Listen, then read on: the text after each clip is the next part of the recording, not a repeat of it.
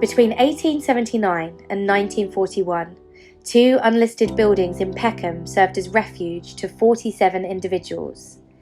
It was a site of urban legend, asylum for the disgraced rebels and mentally unorthodox of the time.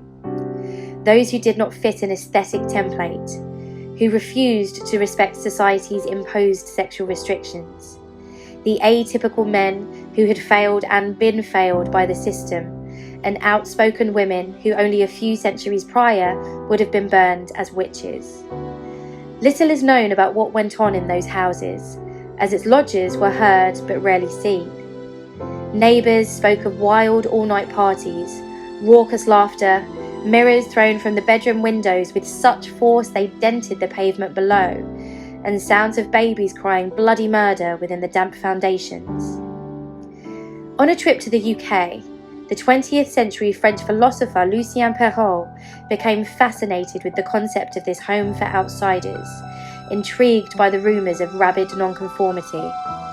Burroughs paid a visit, banging on both front doors with a pack of photographers and journalists, ready to catch a glimpse of what and who was inside. When the doors stayed closed, he was enraged, publicly dismissing the illegal tenants as les mauviettes, the weak things, or weeds, none brave enough to meet him. He wrote a series of scathing essays about those foolish enough to believe their self, their identity, was bigger and better than society, and predicted for them an isolated and depressing end. But those who knew described the safe houses as happy, scenes of liberation, love affairs, art, and kindness, where all were allowed to be themselves and grow.